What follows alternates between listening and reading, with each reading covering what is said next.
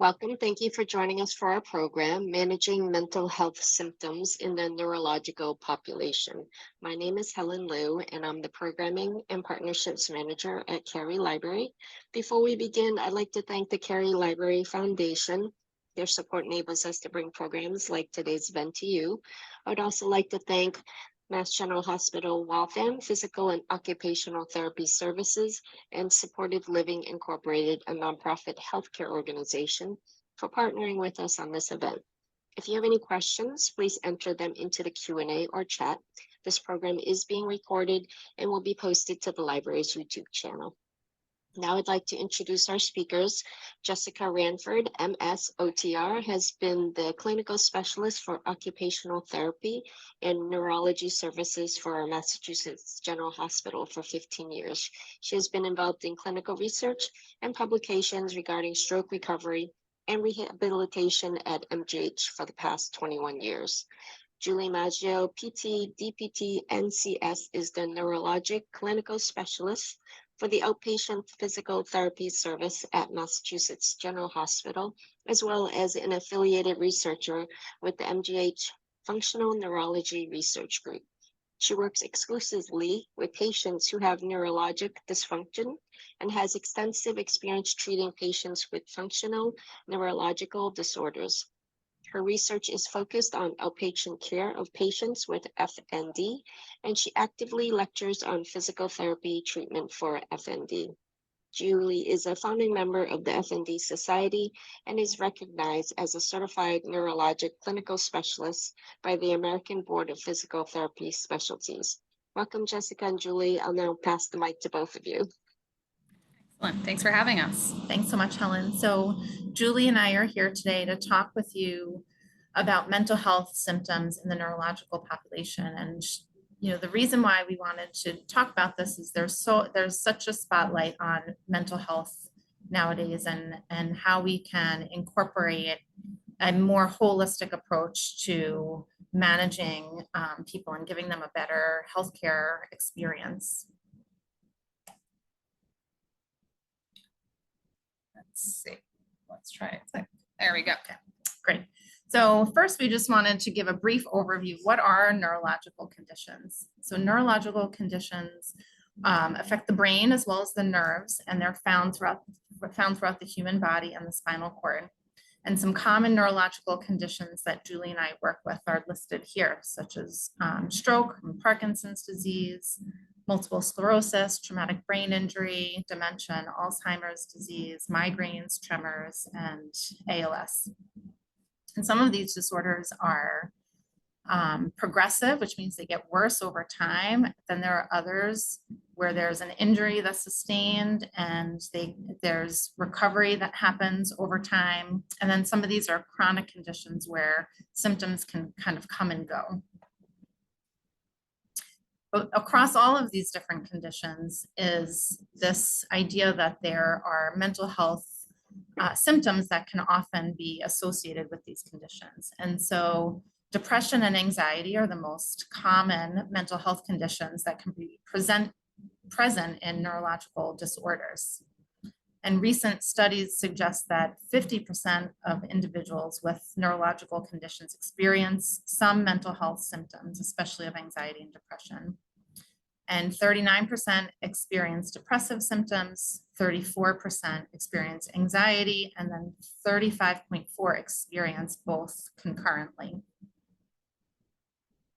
And so it's really important that your well-being is at the center of recovery and managing daily life. And so we need to really look at what are not just the neurological symptoms, but thoughts and behaviors that may also be influencing recovery and quality of life.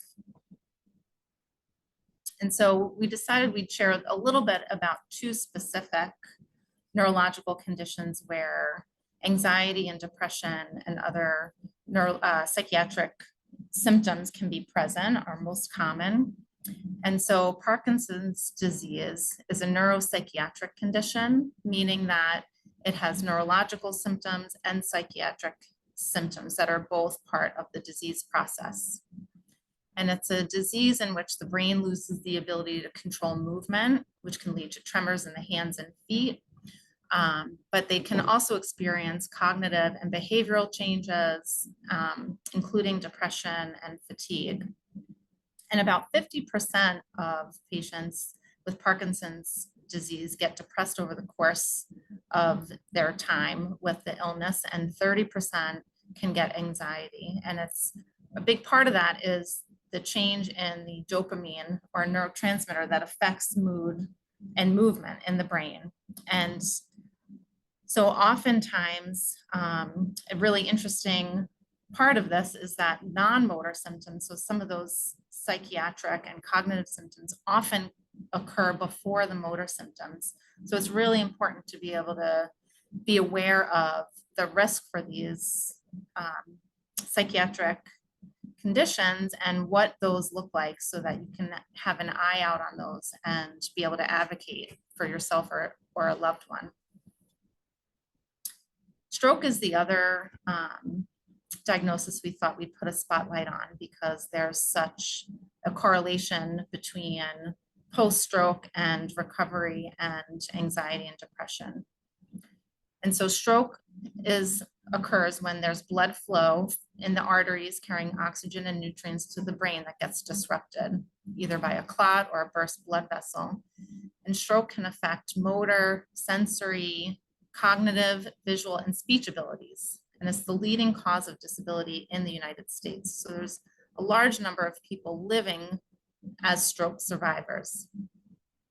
And post-stroke depression is this feeling of hopelessness that interferes with functioning, and it can often be unrecognized and undertreated.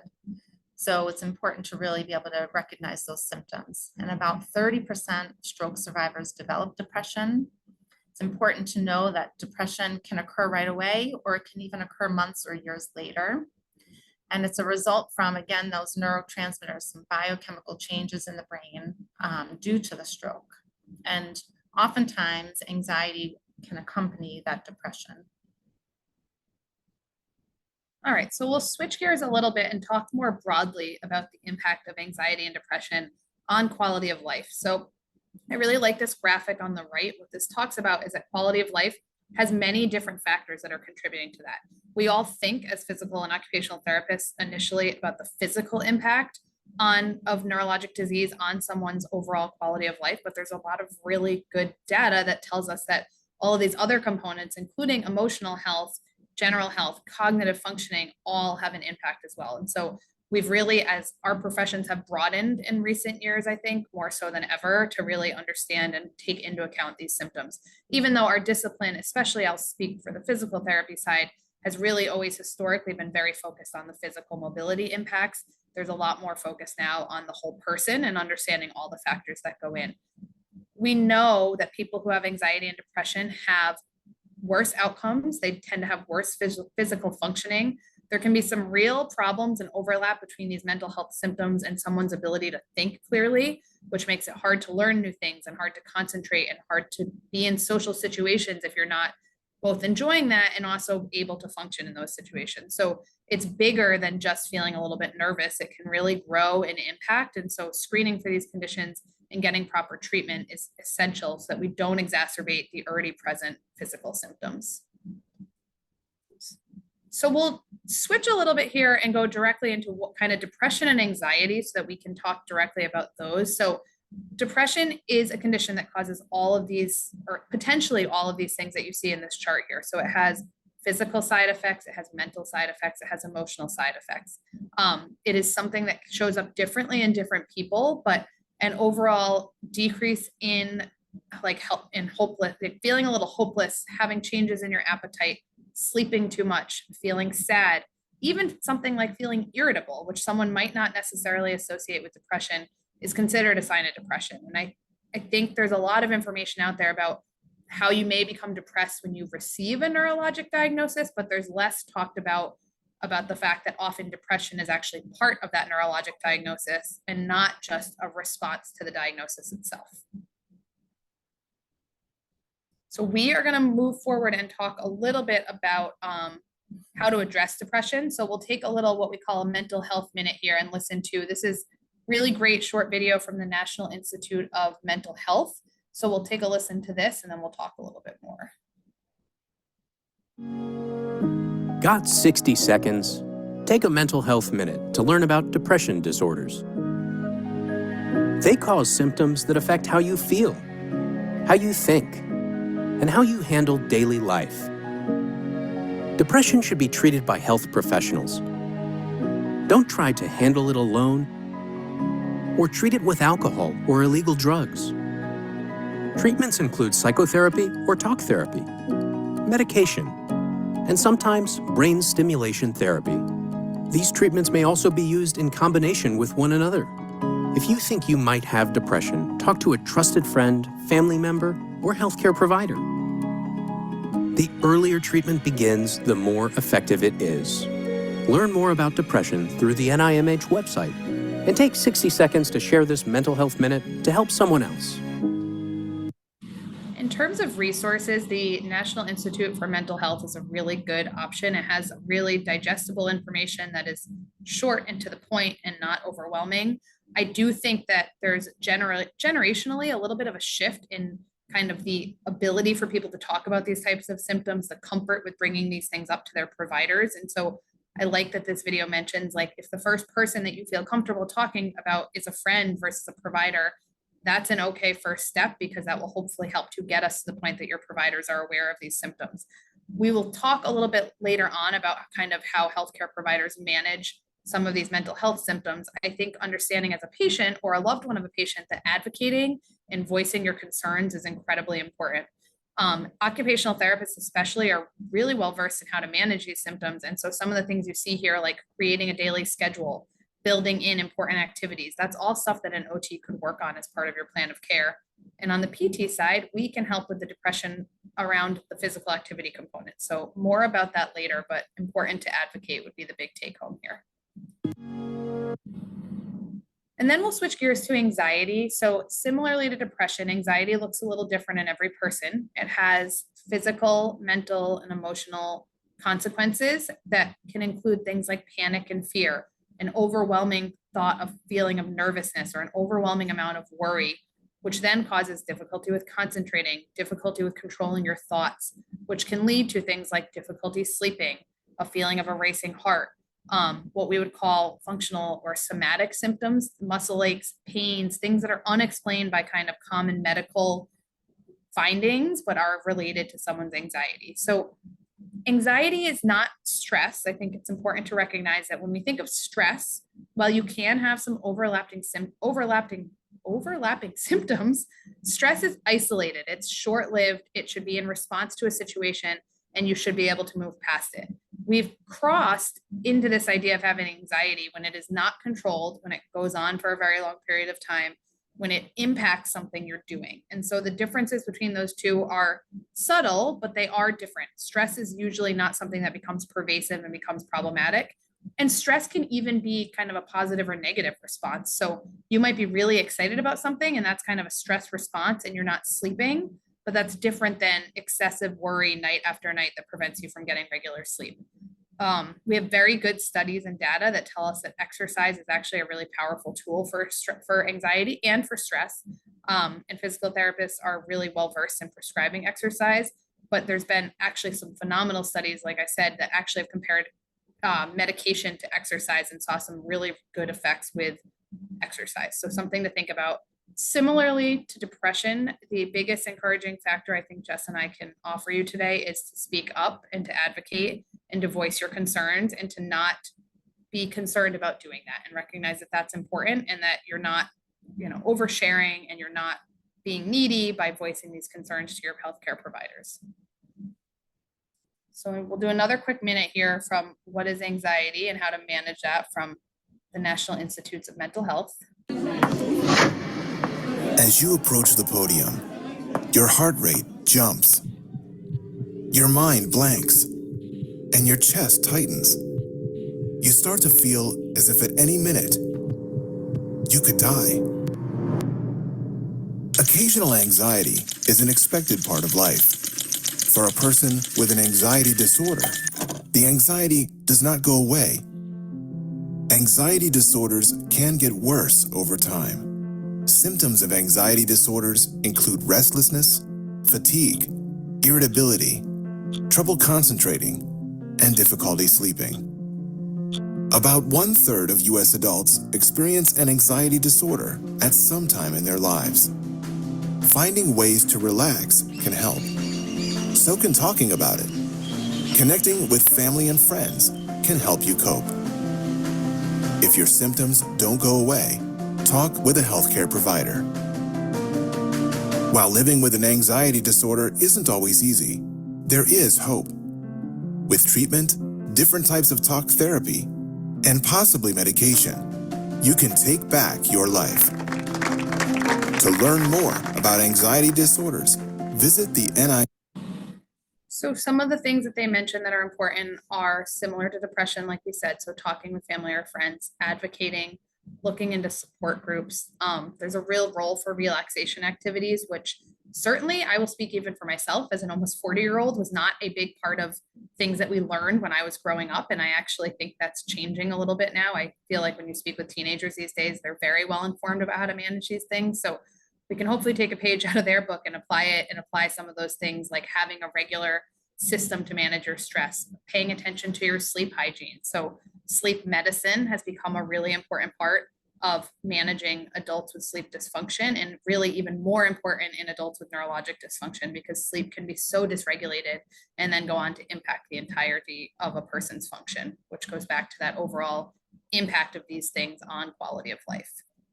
I'm not trying to play that. Sorry about that. Let's see. There we go. Okay. All right. So we're going to switch gears a little bit because Julie and I felt it was really important to also bring up this concept of trauma, because many times people who have experienced a serious medical condition have experienced trauma, and people come with a history of life that they've lived and experienced, which may include trauma. And just as there's a push to be more recognizing of mental health symptoms, there's been a shift in how, as healthcare providers, we think about the person as a whole. And a big change has been a switch from the question of, what's the matter with you? What's the matter with this person that they're behaving this way, to more of a question of what happened to you? Let me understand your history and what's happened that has led to you feeling and experiencing the things that you are. And so individual trauma results from an event or a series of events or a set of circumstances that someone experiences, either physically or emotionally harmful or life-threatening, and has lasting adverse effects on the individual's function and physical, mental, social, emotional, and spiritual well-being. So some examples are experiencing or witnessing abuse, poverty, childhood neglect, trauma experienced due to medical procedures or medical diagnoses, having a family member with a mental health or substance abuse disorder, systemic discrimination. And so there's different levels of trauma. There's thinking about the individual, there's family trauma. So something that affects multiple family members within multiple members of a family. There's group trauma, community, and then there's the larger, mass trauma. So thinking about something like, the COVID pandemic. So just to give some context, and really what we're looking to understand as healthcare professionals is an individual's trauma, what they've experienced, and sometimes family trauma, because when you have a loved one who winds up suddenly ill and in the hospital, people have a lot of different experiences, some good and some bad in a hospital setting, and that can be a very traumatic experience and can color how you experience healthcare being provided to you or your loved one in the future. And so there's various signs and symptoms of trauma, thinking about, we touched a little bit upon emotional behavioral, physical, but there's also cognitive. So thinking about feelings of shame or having flashbacks, impaired short-term memory. There's interpersonal symptoms, so withdrawing from family or friends, and then spiritually feeling lonely and depressed and experiencing either an appreciation of, spiritual well-being. And so as healthcare providers, we're really trying to take a holistic approach to understanding an individual and their past experiences so that we can best help them. So we look to recognize signs and symptoms of trauma in individuals, and we do this for the main purpose of being able to minimize re-trauma and facilitate healing. So part of what that might look like is asking permission instead of just doing to somebody, offering control, providing support, learning more about people's experiences and what might trigger feelings of anxiety or re-trauma.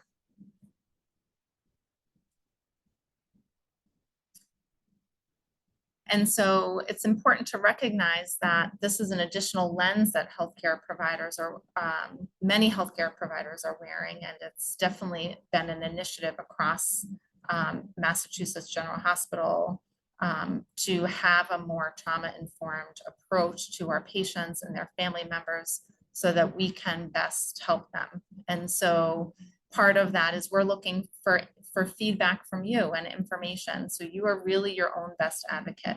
If something is bothersome to you, say something. Be an active participant in your care.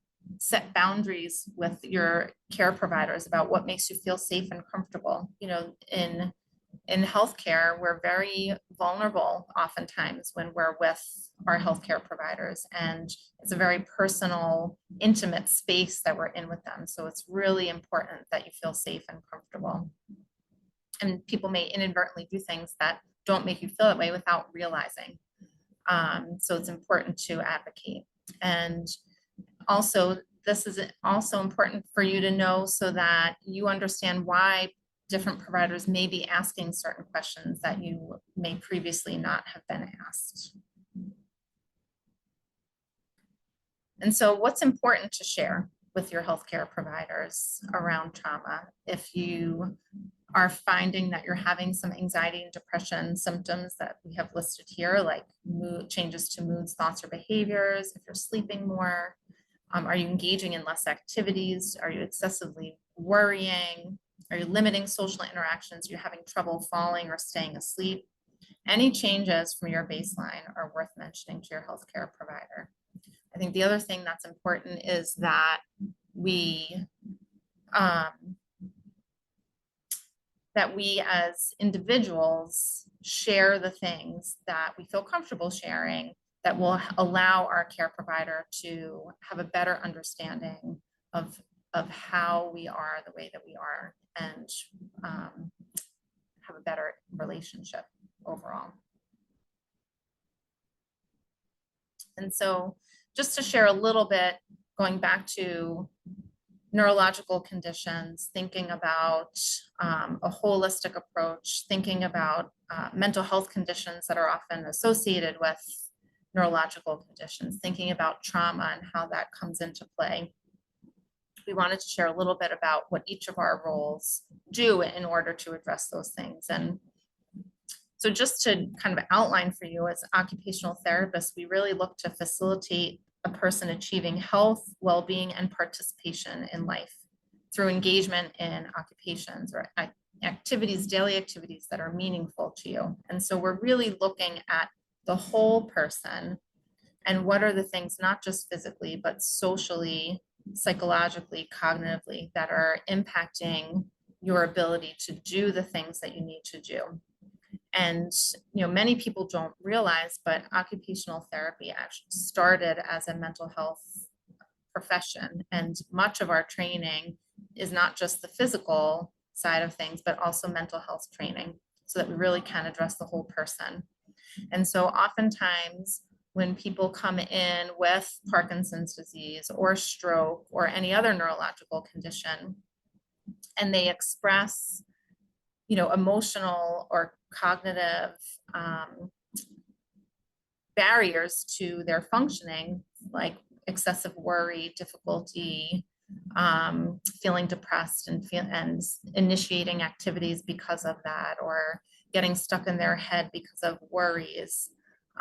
We try to address those things. And so some of the things that we'll do is try to identify together some positive coping skills. What are some ways that you can manage those unhelpful thoughts and emotions? How do we create a balanced daily schedule so that you can function at your best? We work to reframe thinking so that unhelpful thinking can be replaced with more positive outcome-driven thinking. And using different sensory tools to help manage symptoms of anxiety, some of those physiological signs like heart racing and racing thoughts and that sort of thing. So thinking a little bit about physical therapy, we are not trained the way that occupational therapy is in mental health. Unfortunately, it's much to my dismay because I truly think physical therapists should all have psychology in their background. We are not trained. That being said, we are, and it is within the scope of our practice to screen for and address behavioral and mental health conditions. So while our training is not mental health heavy, we do have the skill set to be able to identify these things, understand the common symptoms, and make the appropriate referrals. I think one of the things that isn't touched on a lot is that you often will see a physical or an occupational therapist with a lot more frequency when you have a neurologic condition than any of your other providers. And so we have insight that a lot of other providers on the team may not have, just because of the frequency that we see you or your loved one and the things that we pick up on that may have changed over an episode of care, or that we identify as different from your baseline. So we are a really good kind of screening group to say, wait a minute, this doesn't feel quite right. I think we need to address this. Additionally, when we think about kind of the behavioral aspect, anxiety and depression can significantly impact how someone physically functions and limit our ability to optimize progress with physical therapy. So part of it's selfish for us as well to pick up on these things early on and say, this is impacting our ability to help get this person better. And so that's really what we think about when we think about this. We are asking questions at the beginning of a PT evaluation about who's at home with you, what types of things are you doing during the day? If the story that we're hearing is that you're not getting out of bed, or that, things are really difficult at home, the follow-up questions may likely be around, is that because of mobility deficits? Is that because of how you feel? Is there a profound fatigue impact? And then that kind of allows us to go through our checklist in our head and say, what do we really need to identify and who are the appropriate people to talk to? So while as physical therapists, we are really movement experts, I think our profession is starting to really recognize both the role for, generally wellness overall, but also the real role for mental health. And I do think we may see a culture change in the future in PT education where there's a little bit more mental health involved, because certainly as compared to 15 years ago when I graduated, we are spending a lot more time educating students on holistic care.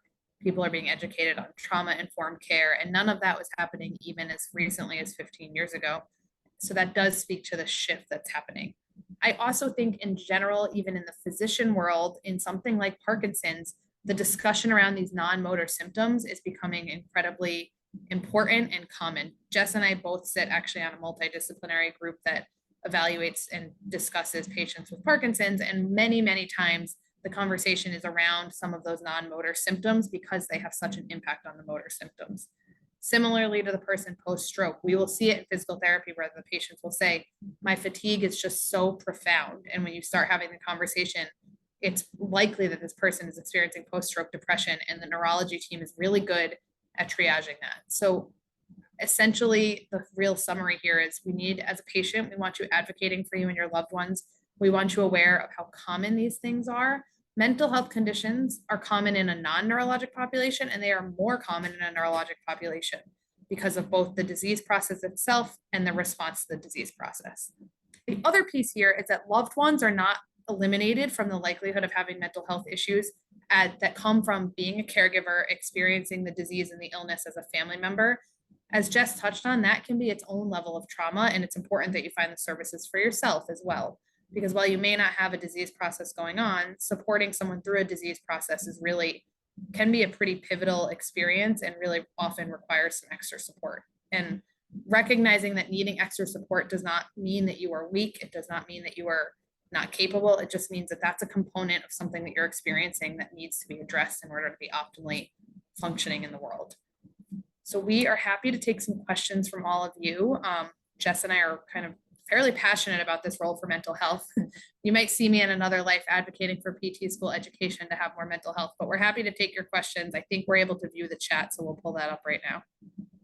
And if no one has any questions, we're happy to kind of get the conversation started. So let us know.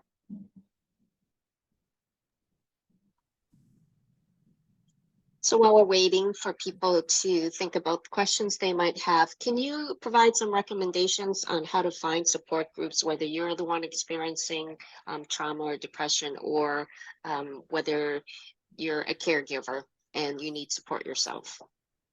Absolutely. If when we're talking about disease specific, I'll speak specifically first to people with Parkinson's. The Parkinson's Foundation has an unbelievable www.parkinson.org, which I could actually type into the chat so people can go there. They have entire workbooks dedicated to non-motor symptoms. They additionally also have a lot of really good clear links to support groups, to caregiver support groups. So that for that diagnosis is a really good option. Jess, I think similarly from the stroke side, there are some very good resources as well. So I will let her throw those in there. Yep, and I will. It is www.stroke.org. And then general population wise, my go-to is, I have two that I potentially use. One is always checking with your local either council on aging or senior center, because if we're talking about older adults, they often have some very good resources. If it's looking for individual therapists, there is a website called psychologytoday.com, which has a find a provider feature. So you can search by your website, and then you can go on to search by different types of therapy, different issues, anxiety, depression, kind of match to what your specific situation is. And that will provide you with a list of providers, a little blurb about them, and then more details on whether or not they're accepting new patients. So that's a helpful individual therapy resource, but I would say it depends on whether you fall into a diagnosis specific category or not. I think the other thing to consider there, because it can feel, especially if you're the one experiencing depressive or anxiety symptoms, it can feel really overwhelming to try to take on finding a psychologist or a provider who takes your insurance, who is taking patients. You know, the other piece of this is there's a real shortage of clinicians out there and resources out there for people. And so it can feel really overwhelming to do. So reaching out to supports like your primary care physician can be a good resource for helping to provide mental health care providers. The other thing is other specialty doctors you might see, neurologists who you see for stroke or for Parkinson's or for MS, multiple sclerosis, and others may work as a part of a multidisciplinary team that also has providers that see mostly that patient population. And so they may be also able to loop you in with someone.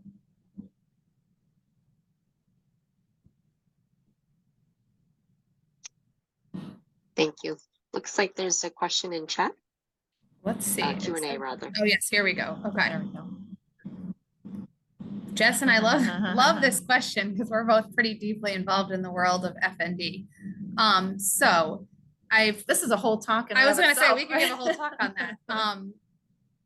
So I would say I agree with you. There's this constant experience of FND kind of living in this mid zone between neurology and psychiatry. It's turned into a little bit of a debate of like who should own it. And I would say our stance and that of Mass General as a whole around FND is that it is a brain, mind, body condition. It's a neuropsychiatric condition. The same way Parkinson's and multiple sclerosis and Huntington's disease and all these other common things that have lived in neurology for a really long time are. But there seems to be some turf wars that were, I think, are resolving a little bit, but previously made this kind of condition stuck in the middle. Here at MGH, our FND unit is run by a neuropsychiatrist. So he, fortunately lives a little bit in both of those worlds. So from a diagnostic standpoint, the diagnosis can happen in either discipline. On the PT, OT, and chiropractor side, there's actually some really good evidence-based practices out there that have been researched, including work Jess has published extensively on the role for sensory processing in FND and using that work around how our body interprets sensory information to help treat some of the symptoms. On the physical therapy side, there's actually some really good, there was recently a 300-person clinical trial showing some of the physical mechanisms that have to do with changing focus of attention, varying the task demand, things of that nature, providing better, improved outcomes with physical therapy alone. So I'll let Jess add anything she wants, but I would say it's a big area for PTs and OTs. Yeah, I think the important thing is that mind-body connection, because there is going to be, just like when we were talking about anxiety and depression, there are physical signs. There are emotional components to the physical side. So it creates this cycle. And so part of what clinicians can do is help come up with coping strategies, help with managing symptoms to stress tolerance, and retraining the body to help manage these symptoms as well. We just got a really great question about a family member with Parkinson's who's spending most of the day essentially watching TV and not doing much of anything, and that the person that is caring for this person or the spouse or partner has kind of just accepted this.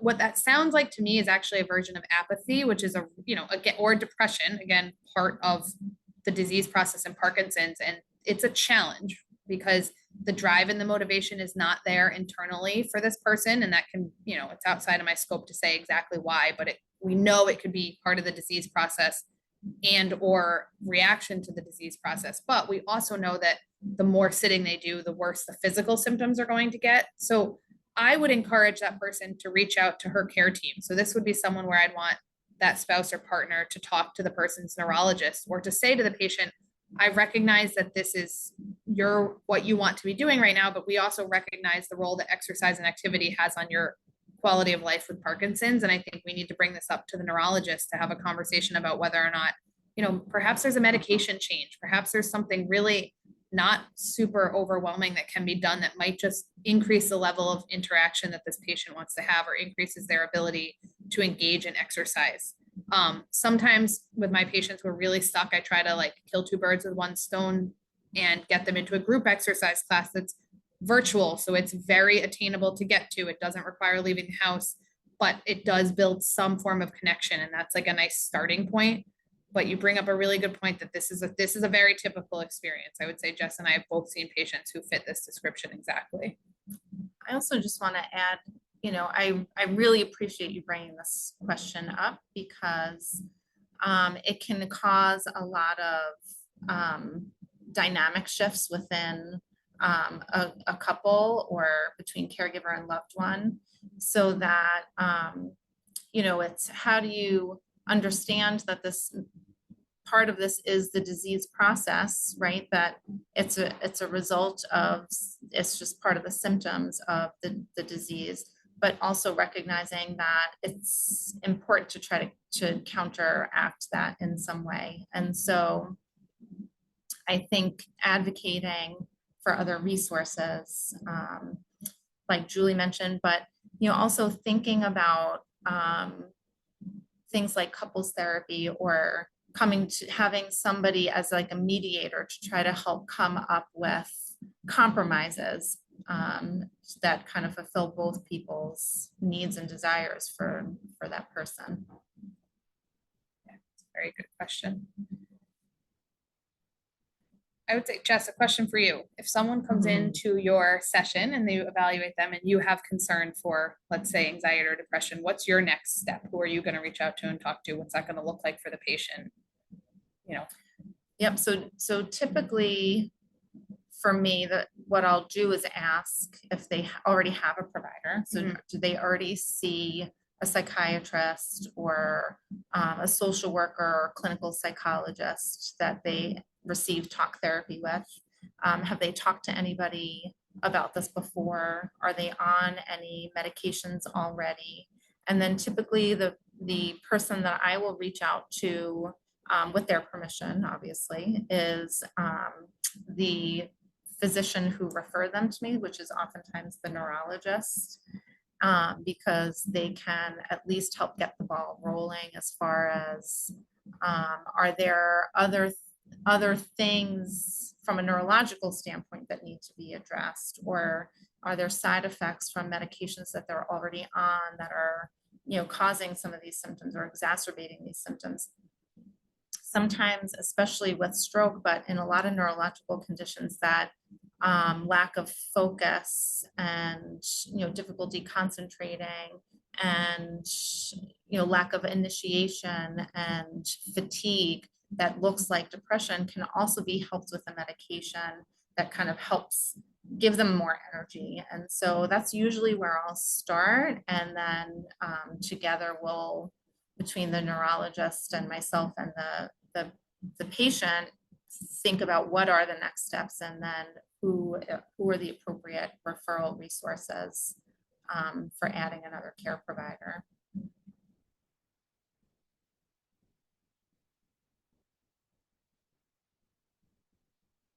We're happy to answer anything else. Let's see. The question we have now is, how can PT and OT help with insomnia issues related to neurologic conditions? It's a good one. So I know for me personally, within occupational therapy, we'll do a lot of questions around daily routine and sleep hygiene, and looking at, you know, what is your sleep routine? What are you doing in the hours and time leading up to sleep? What are you doing right before bed? You know, how do we understand what aspects of sleep is it? Is it staying asleep? Is it falling asleep? And then we'll try to come up with some strategies around sleep hygiene, how to get into a better sleep ready state before going to bed, and really trying to target and problem solve. For some people, they're up during the night because, you know, they're having bladder urgency and they need to use the bathroom. So how can we address that, you know, with medication or through the doctor? You know, for some people, it's being able to shut their brain off at night and those racing thoughts or worries that keep them up. What are some things that you can do right before bed? Trying sleep stories, trying relaxation strategies, trying, if it's physical restlessness, trying some sort of graded muscle relaxation. You know, what are you doing right before you go to bed? Are you up watching TV or doing something on your phone that has you really stimulated? Then maybe we can, you know, switch from, do that, you know, up until an hour before you go to bed. And then what could you do? Maybe read, you know, listen to something rather than watching, have a cup of tea, you know, different things that will help kind of prep for getting into the right state of mind for sleep. So those are some of the ways that within OT we'll try to address, kind of target specific aspects of sleep and problem solve together. And I would say I rely heavily on our OT colleagues in this situation, because as you can see by Jess's answer, they have a lot more in their toolbox. But on the physical therapy side, I'm always curious about their physical activity level, because it's ironic, but generally speaking, like the less you do, sometimes the less likely you are to have really good sleep habits, because you're not, you know, your body isn't getting any physical activity during the day. So I'm really looking at, what is the physical activity? Are we getting that in? What are the recommendations for what this person should be doing for activity? And what will be the result on their insomnia if we create an exercise program and start to do an exercise program with some level of intensity?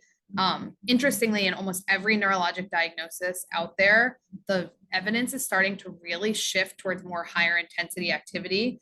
And in older adults in general, there's a lot more information coming out on how we're actually not intense enough in our interventions, and how people can handle a lot more on the exercise front. And perhaps for a long time, we were a little too guarded and, you know, on the Parkinson's side of things, there's actually very good data out there that higher intensity exercise is limiting disease progression and physical function decline for people who start when they're newly diagnosed. On the post-stroke side, there's some very good information out there about high intensity walking training influencing speed at which someone can walk after a stroke. So generally speaking, I feel like we're moving towards this idea of more intense exercise. The kind of additional side effect that's a positive side effect of that is that oftentimes exercise has an influence on insomnia, depending on the mechanism of what's causing the insomnia. But the fact that someone's actually making their body physically tired from activity can help get them into a better sleep routine and improve their sleep hygiene overall. So that's the angle that I typically am taking around sleep and insomnia. I think it's definitely an important area to address, because if you're not sleeping well, it's going to affect your cognitive, emotional, and physical performance during the day as well. So, we definitely try to do that. I think a question I wanted to ask you, Julie, is thinking about physical exercise and PT's role in helping people have a good exercise program at home. Like, how do you address challenges to exercise, doing the exercise program at home? Limitations, like people are having a hard time doing those exercises at home because of, for whatever reason, but, neurologically, but also, depressive and anxiety and that sort of thing. Yeah, I think it's important to kind of take things on an individual basis and really understand, to me, it's important to find out who is the person in front of me, who is that person's supports, what is their environment. I ask a lot of questions around, like, were you an exerciser? Were you like, who were you before this diagnosis? Because if you tell me you were an avid runner and that was incredibly important for you, then that sets me up a little differently than someone who says, I've absolutely never exercised, I despise exercising. You're going to add a layer of, I was never an exerciser, and then now I have a new neurologic condition that can come with some lack of motivation. That's different than the person who's really vigorously exercising and wants to return to that. So I think that's my first step, is who's the person, what's the individual nature of their experience, and then how do we pull in what is salient or relevant to that person and match it with what we think they can do for exercise. I would say there's a issue sometimes with physical therapists who, mean well, but end up providing like a 30 exercise home exercise program. I'll speak for myself. If someone gave me 30 exercises that I had to do, I'm not sure when I'd schedule those in. So that's also important, is what's obtainable. If it's not obtainable that this person in front of me is going to be able to do what I think is necessary, then what do I need to do to get them into groups, to get them into a personal trainer, to use a service like NeuroFit or something like that, where I have a little bit of an ally to kind of keep their implementation of this exercise program going. So I think it would differ for the person and, whoever's in front of you, but that is definitely a good question. And I think we have to be individual. Someone just asked, and I'm not sure if you all are able to see the question, so I apologize if I'm being redundant, but someone had just asked about some FND resources, and Jess typed a few answers into the chat there. So hopefully you're able to see that. And we're happy to take any other questions you may have. There's actually a question. It says, are there resources for long COVID patients suffering with symptoms hard to resolve and anxiety? A family member who has been diagnosed with post-COVID Dysautonomia. and has difficulty breathing, among other symptoms. Part of the workup was neurological. There are still no definitive answers or solutions. I have to think about the best resources out there. In general, long COVID is falling into a couple of different kind of specialty clinics depending on their symptoms. Like I believe Brigham and Women's has a neurology focused long COVID clinic. I would say it's important that this person probably has an advocate and at a minimum their primary care provider in order to kind of move the diagnostic process forward and to get them to the right people. So I know like our cardiopulmonary physical therapists at Mass General in Boston are often seeing patients with long COVID and dysautonomia to work on basically cardiovascular conditioning. But there can, similarly to other diagnoses like FND and Parkinson's, I would probably eventually put long COVID in that spectrum of like, brain, mind, body. There's a component of you're feeling terrible and therefore you're doing less. And then there's some anxiety about doing the thing that, appropriately makes you feel terrible. So I think for this person, I would say, make sure they have an ally on their medical team in the form of, at a minimum, their primary care or a long COVID clinic, so they can start to put the resources into play. And I'm not, I can't off the top of my head think of any really good resources out there that I feel comfortable typing into the chat, but if something pops up, I will happily do that. We had a question on what is FMD. FMD is functional movement disorder, which is a type of FND, which is functional neurological disorder, which is a relatively common neuropsychiatric condition that we, I think, probably underdiagnosed for a very long time and are now more appropriately diagnosing. And so the reason it comes up a lot is that it can come on after physical injury and it is seen by neurology. So that's why, and there is a very strong brain, mind, body component to that disorder. So I think that's why that's come up a few times today.